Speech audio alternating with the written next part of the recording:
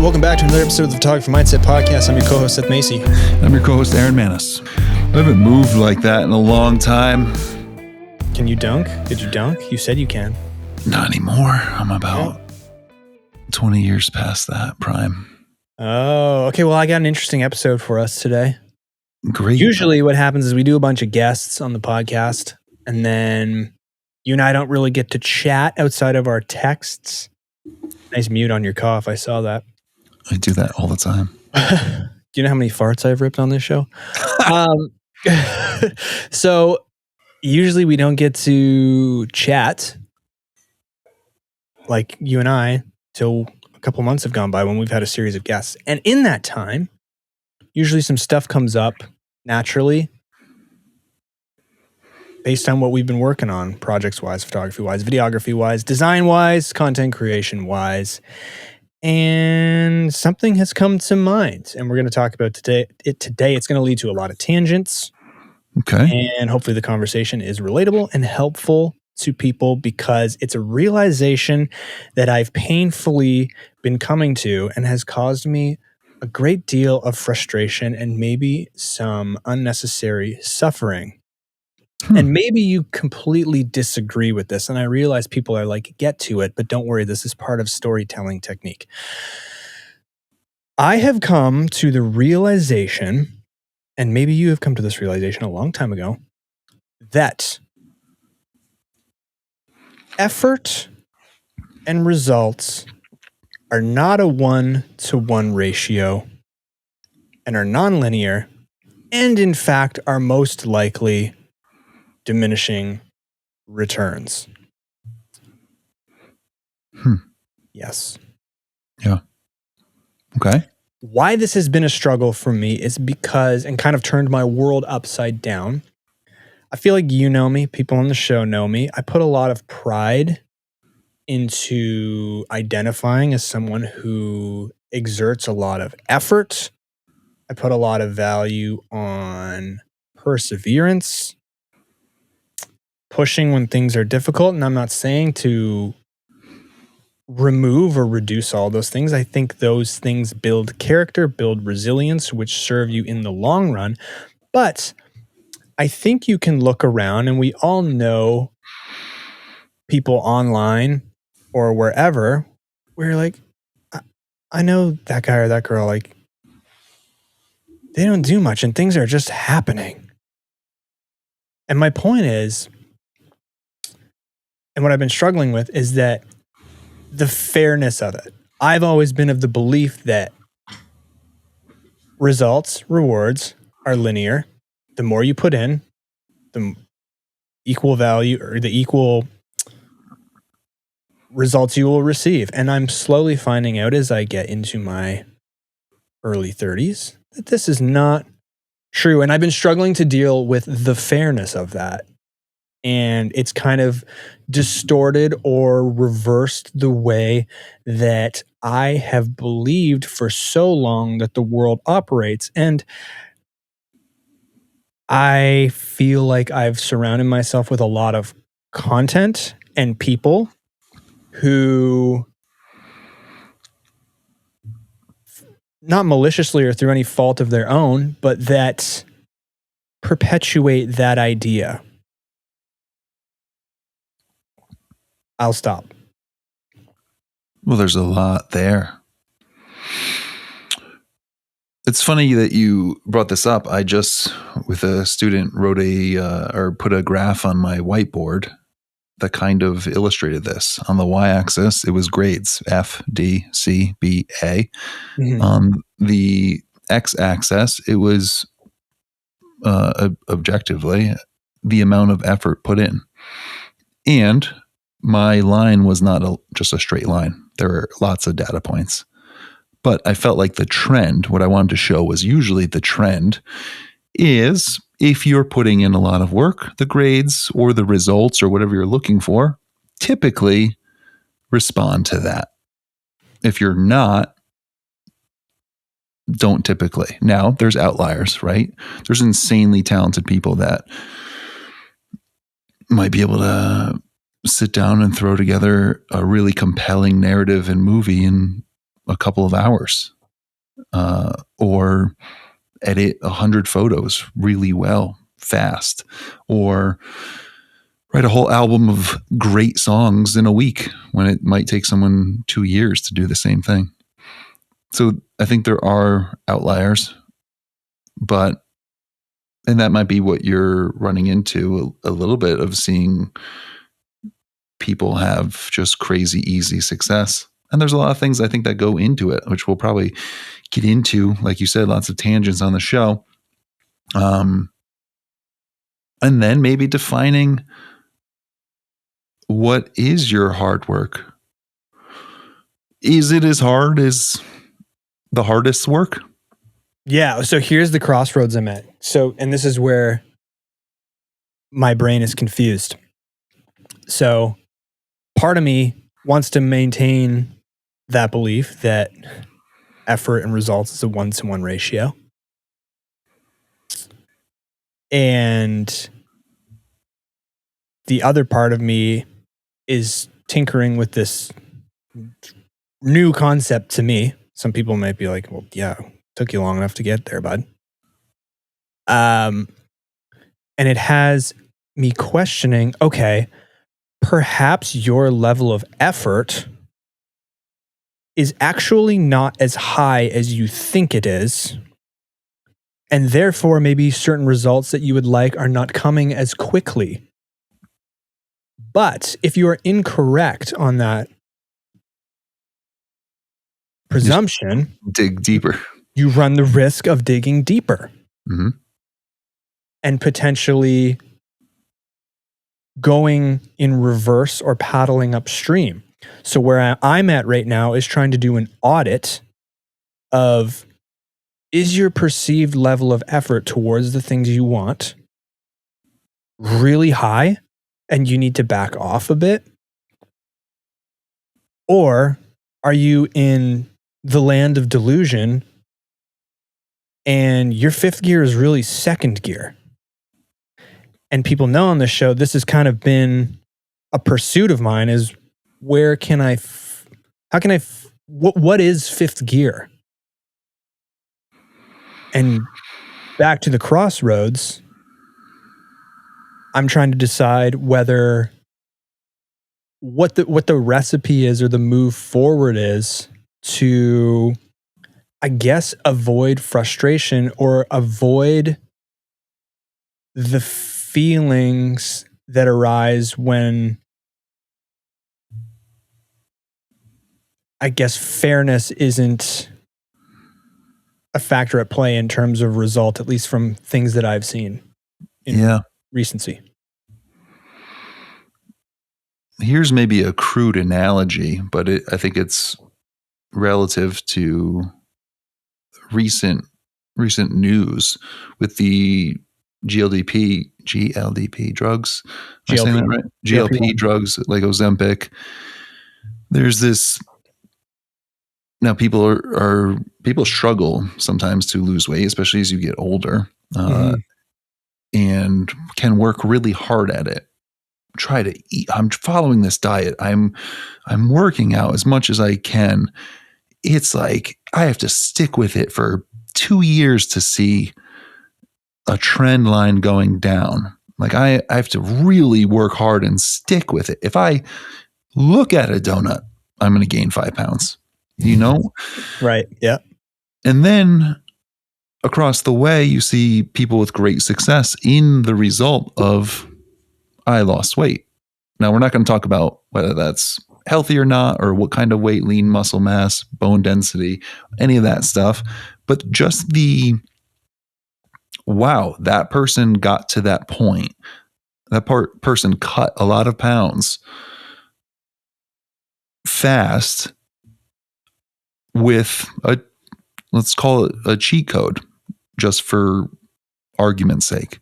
Right. They didn't necessarily, hopefully they're combining with the caveat of maybe they're including exercise and more maybe it's a supplement. Yep. Yeah, of course. But in this extreme example, taking the shot to just lose weight without putting in the work or changing any habits and getting the results that person A is really looking for and trying their best or working hard at it to get there. Now, like you said, is their working hard the same as fifth gear? Maybe not, but maybe they have kids or, a partner or a job or a house to take care of. Like maybe it's not possible to do 3 sessions at the gym and stay ripped at whatever, 45, 50. Maybe that's tricky. So I think in the example, sometimes you can't compare apples to oranges in terms of the result being the measure of, or the correlation to how hard someone worked or didn't work, and they're getting this thing. Like I would think you got, like you said, audit yourself and say, I think here's another aside. I think you and I are similar hard workers. We have the capability to do it. We can get projects done. We show up for this podcast every week. There's a lot of stuff behind the scenes beyond recording for an hour once a week. However, I feel like if either one of us was working as hard as we possibly could on this podcast, based on who we are, we might be driving the other person crazy. Because it's like, there's a lot of room for us to be on it, have calls every night. We could have a call every night. There's 20 minutes that we could have every night to have a call to say, what are we doing tomorrow to make this go forward? Right? There's room for that to happen. Now, the question becomes like, how okay are you with where it's going and at the speed that it's going and enjoying a lot of other life? Because I'm not sure we see the hard workers like David Goggins or Tiger Woods or whomever. You can look at the examples. Cameron Haynes' son, who you sent me that, broke the record for most pull-ups in 24 hours. That's working hard to get to those points, but it has to be pretty single-focused, like single-mindedly focused. And I know both of us, I can speak for myself especially, love a lot of things about life and don't want to just be all in on tunnel vision something. Yeah. And I think this is what I'm getting at too. So I love surrounding myself with podcasts and content and books around that because it inspires me and it fires me up to go out and try and do stuff. What I think though, for me, is I actually need to remove some of my attention from, the Truett Haynes pull-up record or reading David Goggins' book 4 times, because I think it starts to build a perception that level of effort is automatically required to do great things, and failing to understand that you can let off the gas and you can relax and you can, as you said, enjoy other things in life and still not lose your identity as somebody who puts in a lot of effort and care and time into things. The other thing I think too, to your point about the GLP-1s, right? One person, let's say, is on GLP-1 and loses a ton of weight, which is excellent. And there's the other person who has been working out for 4 years, maybe can't afford those drugs, let's say, in this example, and is really struggling to move the needle. I feel like if you run the risk of looking across and being like, that's just so unfair. Ugh, I've been working so hard. And I feel like this is a little bit of what I'm venting, and I'm aware of it. And I'm trying to get back to a place where I'm running my own race and focusing on myself. And also understanding that if you're that person who, in our example, is just still trying to do it I don't want to say natural way because that loads it, but you know what I'm saying? Non-pharmacologically.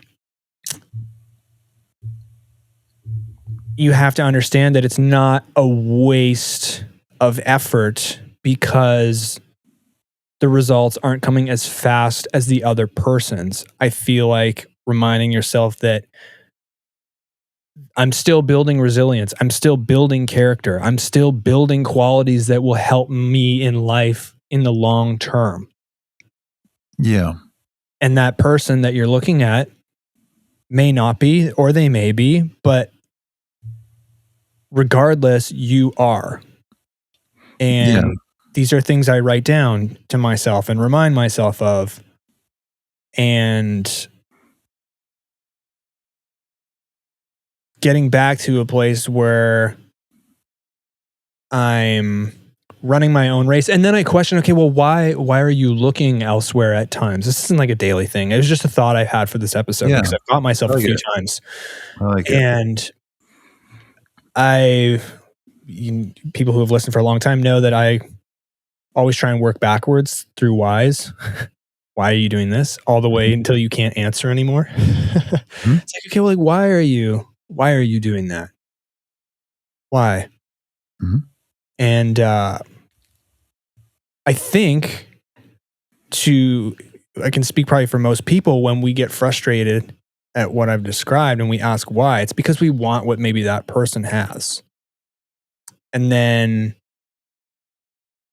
if we're somebody who feels like we've been putting in a ton of effort and we don't know the other person's story, but let's say we feel like they haven't put in the same effort as you. You can say, well, that's not how the world's supposed to work, man. That's unfair. Screw that person. Yeah. And then it's, whoa. Yeah, I think that's where we all have to step back, and it is hard there's a balance of having blinders on and doing what you are setting out to do and taking notes from other people. I Yeah. think there's a really delicate balance there. You don't want to be working towards your goals in a cave because you're probably missing out on strategy or ideas or just examples that you can pull from and make your life much easier. Right. Right. But at the same time, there's a balance between looking at that stuff and actually doing stuff, and then looking too long and not doing the stuff. You're just looking too long and getting annoyed. So now it's pulling you away from stuff, from your goals, from what you're trying to do, because you're kind of like spending time with envy, spending time with jealousy, spending time with judgment. Like, how'd that person get that? I deserve that. Whatever it is, they're all kind of assumptions as well, too, about like how the world should work, where we all know that nothing's guaranteed. And there is this sort of lotto effect that does occur. And it can be frustrating if you're putting in the effort and then someone just, I'm working hard every single day, and someone that's done nothing buys a $1 lotto ticket and wins $2.4 billion. Like, okay, that's good for them, but Right. it doesn't seem quite fair. But that's Life. And that's where it's, getting to that point. Right. Mhm. But I think for me, what's really important right now is, and obviously I'm using my own firsthand experience in the hopes that it's relatable for listeners, is doing what I've always done, which is experimenting. In this instance, if I pull back for a month, 2 months, what happens? If you go even harder with effort, what happens? Is it sustainable? Are you enjoying yourself? To experiment with that crossroads we described earlier, which is the self-audit.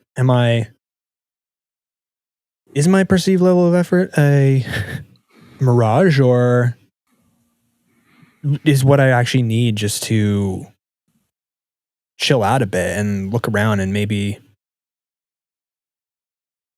just relax? Yeah. And, I think too, there's an echo chamber of copying success that isn't necessarily real success, but we all still see it. And what I mean by that is there might be a very successful adventure photographer who gets right time, created his brand, did a great job, gets these big gigs, makes movies, huge endorsement deals. Awesome. They're doing the real thing. But there's a tier of photographers and content creators that can make just about the same look of content and material. Like, you can be an ambassador for a cool clothing company. It looks really, wow. Oh, he works with that brand? Mm-hmm. How'd he get that brand? Well, you just have to apply online and you have to have more than 1,000 followers. And then you get a free jacket every season. And then it looks like you work with that brand. So there's a lot of like, that looks so cool. And how'd that person get that? But did they really get to the point where it's that we're judging it as? Right. I mean, Yeah. like we plan our retreats every year. It's one retreat a year. They go really well, but it's so much work to get there. So people looking at it might just go like, oh, they go on a retreat, they do this vacation, but there's like so much behind it and it's a struggle. It's not, we don't wake up and like, we're going to Alaska. There's a ton of work that happens there, but to someone else, it might look like they're just going to Alaska. They don't equate to what the work is actually there. Right? Yeah. I think too, this topic didn't come from, because I don't spend a ton of time on socials. I mean, my phone locks me out after 20 minutes online. Nice. For the day. So I'm not, this realization isn't really based on that. I think it's all internal. I feel like there's times where I'm like, wow, you crushed today. You did so much. And maybe I'll do that for 5, 6, 7 days in a row over the course of like a month. And sometimes I'm like, man, the needle should have moved a lot more. What the hell? So it's more from an internal point of view where it's just like, either my expectations need to be dialed back and I need to remind myself to zoom out even more than I already do. I need to develop more patience, or I need to change a strategy. In other words, my level of effort. Mm-hmm. It's all internal, I feel like. And I'm also trying to get to a place where the word deserve is gone from my vocabulary. Yeah, that would be smart. If I've learned anything, and I feel like I don't really struggle with this a ton, but I have come to the realization that nobody deserves shit. Right? Like that video you spent, like let's use the Alaska video I made, okay? Mm-hmm. The little 2-minute trailer. That took me probably a month just working on picking the clips, picking the music, color grading, doing the sound design, all that fun stuff. Yeah. I sent it to you. You thought it was really good. I was proud of it too.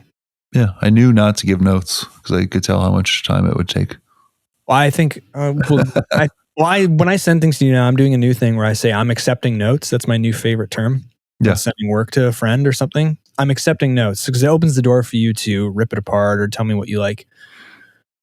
I think I did say I'm accepting notes on this, and you were like, I love it. I was like, oh, okay, you tell me if you didn't. Anyways. Yeah. So we have like 450 subs on YouTube. We put the video there because we wanted to show like what last year's trip was like. And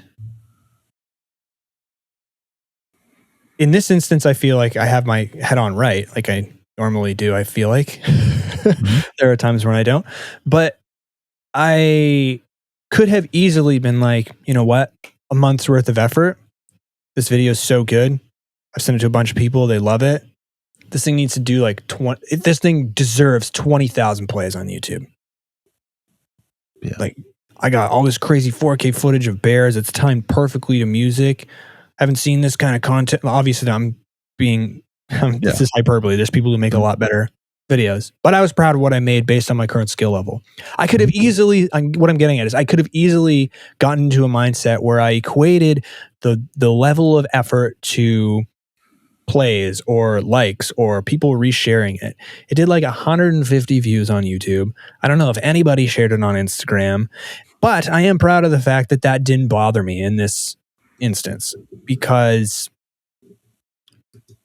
I learned, and this is what I'm getting at as a whole as I'm talking through this kind of not issue, but self-realization. I learned so much doing that for a month, despite the lack of plays. Like, I learned color grading, I learned better storytelling, I learned, you name it.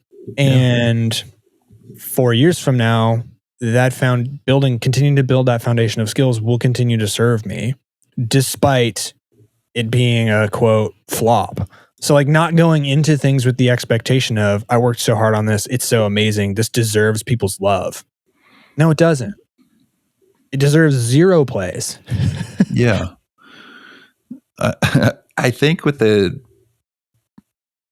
a huge following, I think the content that we're proud of, I've just come to the acceptance that this is not going to do well. And that's okay. Like, I like it. I'm going to put it up. It serves a purpose. We have a bookmark where we can send people to take a look at past expeditions, and it is what it is. So I think that's the antidote for flipping the value between reward versus doing, is in the moment reminding yourself of the character that you're building. I'm teaching myself to be focused for 3 hours, which is hard to do in today's world. Believe me, the amount of times I want to reach for my phone or check my email, I have to put up physical barriers. I don't do those things. Like, it's hard to pay attention to a project for 2 or 3 hours at a time. I'm learning that skill. I'm learning all the other things I listed, and understanding and reminding yourself in that moment, I feel like automatically takes you away from placing the value on how well this is going to quote perform being feedback, perform being plays, perform being likes, perform being sales from your ad, etc. And into a place where it's, man, I'm learning so much.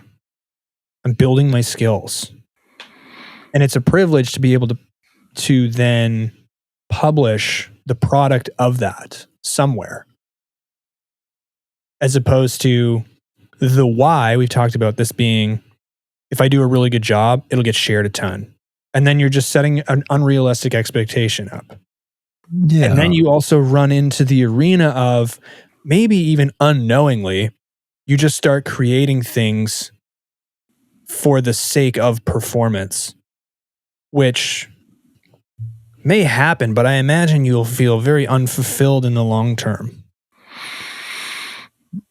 Yeah. Another analogy, just to drive it home. I'm not, but I'm just going to say this. I'm great at classical oboe, and I'm getting annoyed that Taylor Swift has so many fans in a sold out tour. Like, I might be the best oboist. Is that right? People may think that you actually play the oboe. He does not. Yeah, I do not. I might be the best in the country. Great music, great oboe music, but I'm not going to compete with pop music in a pop tour. But I practice my craft.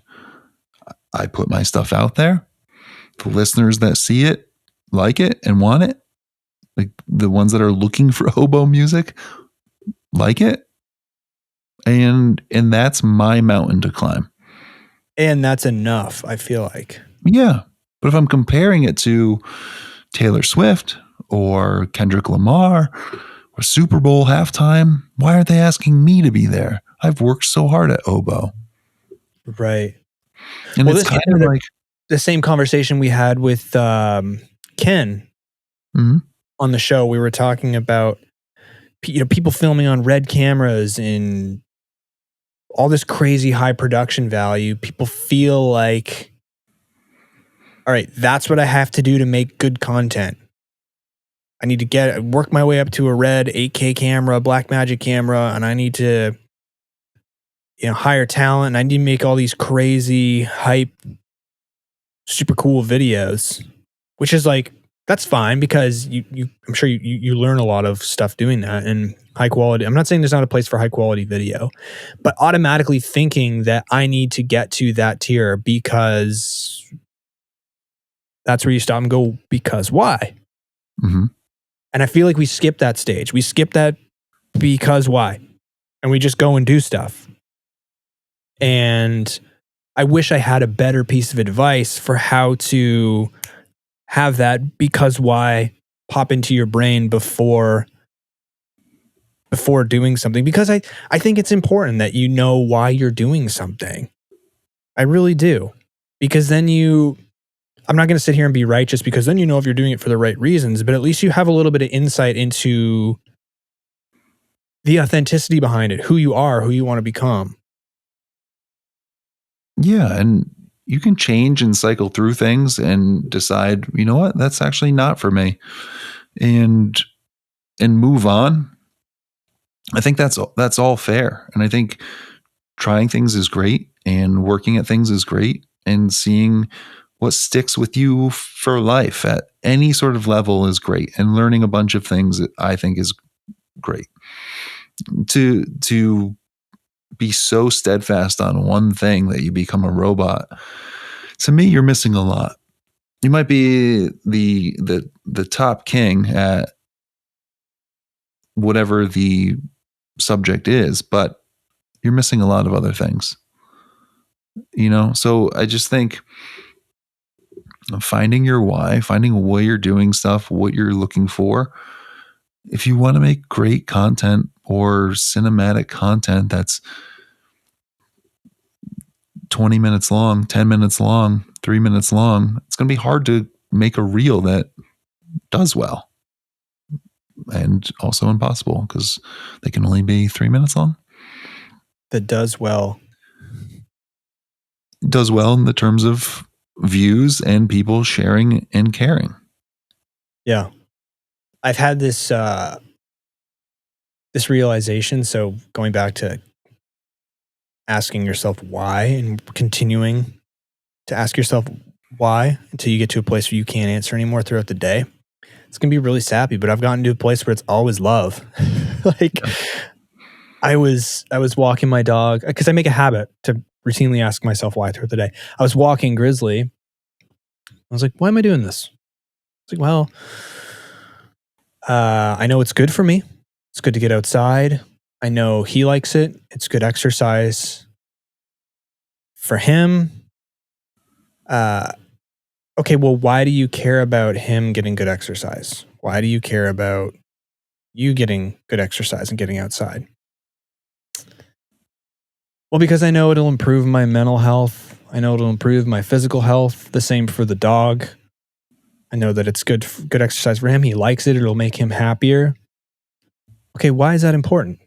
Why is it important that you have good mental health, that you're in physical health? Well, so that I can show up for Haley, for my family. Playing a faculty basketball game without feeling a faculty basketball game. You see where I'm going with this, right? And it's like, okay, well, why is it important that you show up for healthy and a healthy mind for your girlfriend, your wife, your husband, whoever? Well, because I love them. Mm-hmm. Why is it important that, Grizzly gets his walk, that he likes it, that it's, well, because I love him. And you can do, if you do this experiment for so many different things, it is crazy how many times you get to love. Mm-hmm. Almost every single thing. You relate to that. At least me. I'm not trying to be sappy. Like, literally do this experiment and you can and keep going backwards until you can't anymore. Yeah. And you find out a lot about yourself. Like, if you do it for, like, if we did that for off the cuff here for why you take pictures, I'm not saying we have to get to love, but I'd be interested to hear this. Why you like photography. You want me to go through it? Can we run this experiment? Yeah. Yeah. Just be honest. Don't feel like you need to get to what I got, but No, because I love it. No, I think to start, I've always been attracted to hobbies, if you will, or passions that turn my brain into an active meditation, where I'm like, I can get lost editing, I can get lost in nature, I can get lost if there's a wildlife moment, I can get lost at a sunset, I can get lost playing guitar for hours, I can get lost golfing, honestly. okay. So that's the first attractive layer, where it's, hey, this is somewhat of a break and escape from all of the rest of life. Okay. Now, why is that important? Because I think rest for your brain and recouping and taking a break from the monkey mind, jumping from thought to thought, or going through your day just problem solving, it's nice to have some sort of thing that you can just attach to and focus on. Call it a distraction, call it a active meditation, call it whatever you want to call it. It takes you away from the busyness of the mind in Okay. a different sort of way. It becomes creative, it becomes problem solving. There's a excitement to setting up a certain shot, or in product photography can be a little mundane, but there's certain jobs and projects that can get you really excited to like do things. And I find myself putting in a lot of effort sometimes, like you were talking about in the beginning, but putting in a lot of effort, not because I want recognition and or them to understand how long it took to set up a Valentine shot and buy rose petals and light 50 tea lights to make a certain look happen, but I do it because I want it to work. I want it to create art, if you will. I want to have fun with it. I want to dive into it fully. Then deeper than that, being honest, I think it's cool having hobbies that you're proud of. I think it's cool to be able to tell people you do certain things. Why? I like the seizing of life and the external validation of, oh, that's really cool that you can do that. You have some talent. That's neat. Look at these photos. That's always a fun thing. Can I buy a print? Oh, absolutely. Amazing. So someone appreciating the hard work that you put in. So I think if you go even another step further, where you've gotten to creating something impactful that people like, or if you get down to the very base layer, it's connection for you. Yeah, I would agree. And the connection we've made from you and I, from our trips, doing this podcast, all the guests. So I feel like when you get lost, or you feel like you're lost, if you can trace your steps back to that, I think you can find peace and get back on track, or realize, wow, I have really lost the plot. I've really diverged. Maybe for better, but maybe for worse too. And I have found myself, when I can't answer why and get down to a really raw foundation or concept, love was my example, or yours was connection, and I just can't answer why am I doing this. Often I'm in a mindless mode, where I'm a hamster on a wheel, and there's not much purpose behind it. Now, does that mean you need to do everything you do with purpose? I don't know if there is consensus on that. I think there's a time and a place for doing things just to do them. For example, I'm relaxing on my phone in bed, just doom scrolling for 5 minutes, let's say. I mean, I guess you could argue even that has a why down to its core. But I feel like ultimately, if it is a theme where there is no emotionally compelling reason that you can work backwards towards and identify, it may be time to reassess. Personal especially opinion. things that are taking up a A lot lot of of time. Things that are taking up a lot of time, because then I feel like you can also get into a place where you can start to really define what is essential. I think having the why can be synonymous with this is essential to me. Yeah. Can be. Yeah. And I think a lot of things have very different layers, and you can take down, there could be multiple whys. My path went to connection, but I could go a whole different way of, Well, you could go, why is connection important too? well, Go even another layer. I could have started from the beginning and got to extra income and why that's Why is extra income important? very nice. I could have gotten to opportunities. Photography has given me a lot of opportunities. And Why is it important to build opportunities? Right. And then you can go down that. yeah. Well, And see because if it shows that I can create things out of nothing. Why is that important? Because it shows that I have confidence. Why is confidence important? Because it allows me to be a better version of myself. Why is it important to be a better version of myself? Like, you can get to such insightful places if you can just ask yourself these questions. Yeah. It made me invent a quote. I did it myself. Yeah. Don't make things for them to do well. Make things for you to do well. Yeah, nice. Like, I think we can get lost in this social media algorithm and nonsense of like trying to figure out nonstop, how do we get more likes and follows and views, and keep going at it and keep getting frustrated. But it's like, again, backing it up.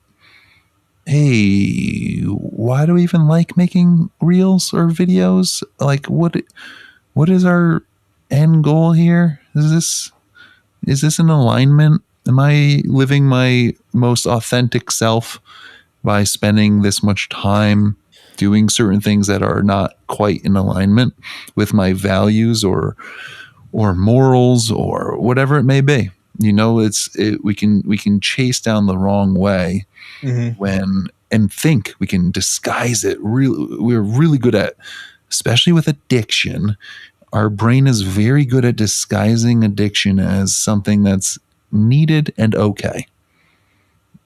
Or And righteous, right?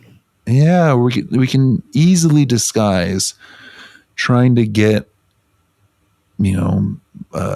more of those numbers on social media as like, well, I'm doing this for companies to reach out to me and to find me, and that's how you do it. Okay, there's a lot of other ways. There are. Yeah, because you could go with that example. Okay, why is that important that companies reach out to me? Yeah. So that I can make more money. Well, you can make more money doing anything. Yeah. How many hours are you spending trying to make things that will then create them to reach out to you versus when you take that hours and reach out to them? Right. You can really flip a lot of the stuff on its head if you unfold it and look at, like you're saying, go back to where's the meaning behind it. Until you can't anymore. I think that's the most important factor of the exercise. Like, until you cannot, where do you hit resistance? Because that's the building blocks of who you are.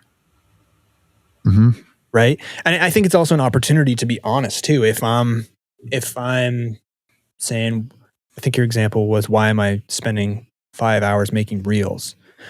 Well, because I like when they do 500,000 plays. Mhm. Why do I like when they do 500,000 plays? 'Cause it makes me feel like it makes me feel like I'm loved, maybe. It makes me feel like I'm good. Why is that worthwhile? Or why is that important that I feel validated? I'm just Yeah. I'm being random, like I'm making up a Yeah. fictitious person. Right. Maybe I haven't gotten that in my life before. Yeah. And then you're like, "Whoa, okay." Yeah. I feel like at the very least you come to real I'm obviously there's lots of different pathways that could go, and I just picked one to fit the narrative that we're trying to explain here. But the point is, I feel like you can get to such an insight all on your own that allows you to then, by going backwards, you can then make moves forwards that are better aligned with you or who you would like to be. Yeah. And I feel like that's just another way of your nice saying, make things to make you well. Yeah. Don't make things that do well, make things that make you well. And maybe those two things are interchanged on the Venn diagram. Yeah. And I feel like that's the creators that we all really look up to and love and respect.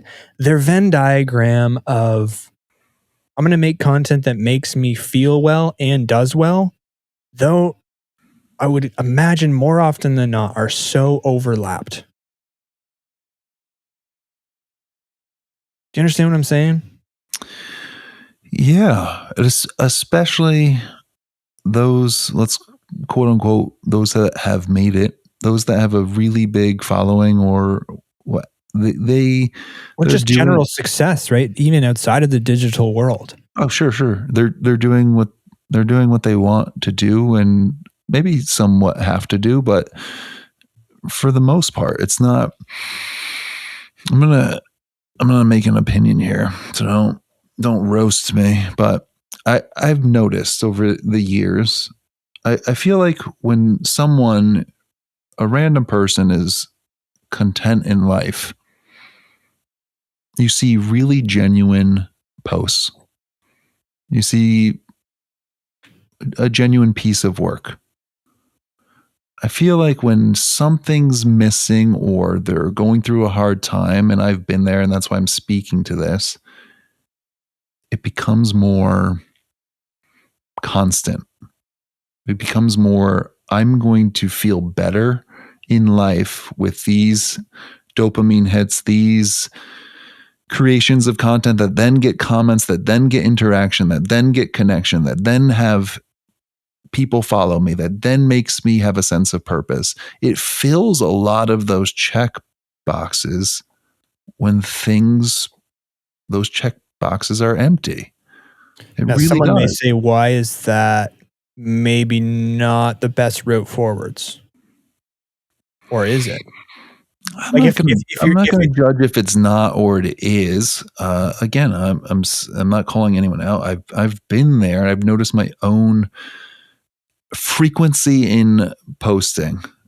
I could okay, look at a. use your own experience, then I I could guess. look at a. I could look at a graph from 2019 to today, and see spikes and valleys, and then look at the dates and tell you exactly what's going on in my life, what's happening, what big life events have happened, and there would be a correlation between, oh, you were really healthy then, you were in a relationship, a really good relationship, you were much quieter on social media. Oh, you went Just through naturally. yeah, you went through a hard time, you were you know looking for attention, you were single, you were much more frequent on social media. It would be an exact correlation. I can But are almost there guarantee negative it. consequences for that? Or because some may There's argue like it's a cope, perhaps. And what is absolutely, wrong and with that? I don't think it's terrible, and sometimes it can get you to the other side.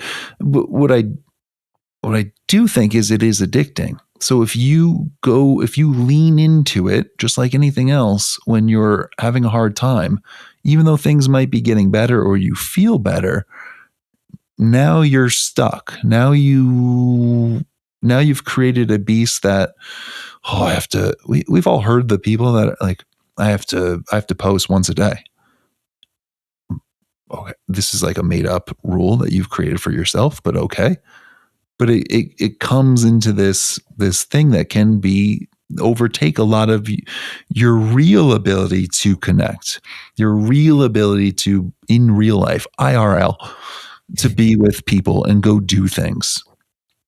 I like anything. I love it.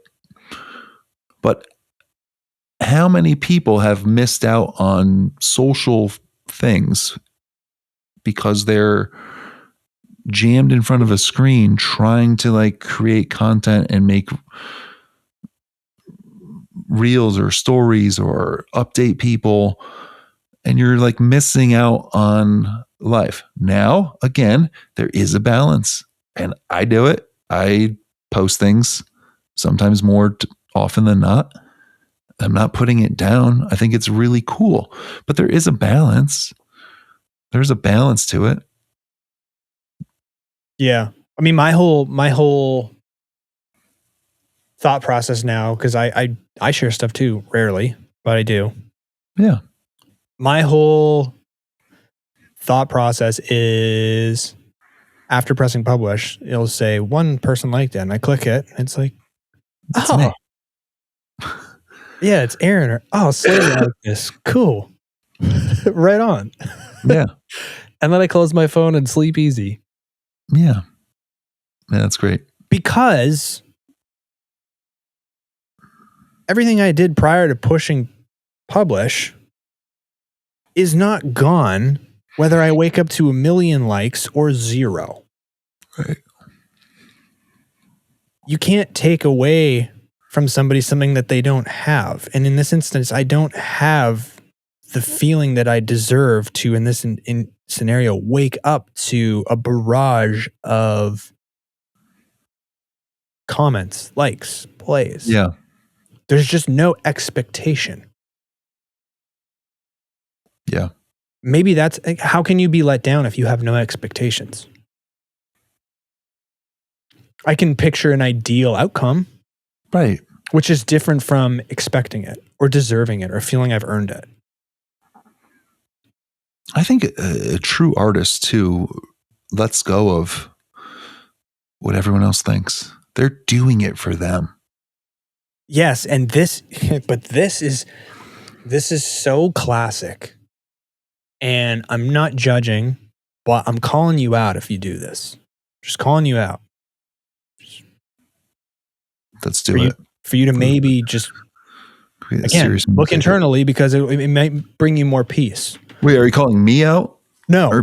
I was ready to fight. People who say, this is for me. I do this entirely for me. No, you don't. Mm-hmm. Nobody listening to this, you, me, does this entirely 100% for themselves if they share it on social media. If they send it in a text to their mom. If they hang it in a gallery. Yeah. If it was entirely for you, there would never be the urge for it to see the light of day in the physical or digital world. I suppose that is true. It has to be. Yeah, it has to be. Yeah. Because even if I don't post this on Instagram and I send it to my mom, yeah, I've partially made this to get a reaction out of her, to connect with her, to whatever. Even if it's 0.01%. Sure. But there's I think the line is where you go, your mom goes like, I don't really like this, and now you change it for her, versus you going like, no, this is how I did it. This is what I like. Your Yes. audience doesn't like a reel or it bombs, and now you start changing your format. You start changing your time. You start changing. Oh, this really is a 20-second concept, but I gotta bring it down to 14. But I'm still doing it for me, though. That's what I'm getting at. Like, Yeah, call it for what it is. I yeah, feel like the more you can be honest with yourself, like I think you said it, we lie to ourselves. And I don't think mm, that, I feel like that's not a good thing because it doesn't serve us well in so many other areas of our life.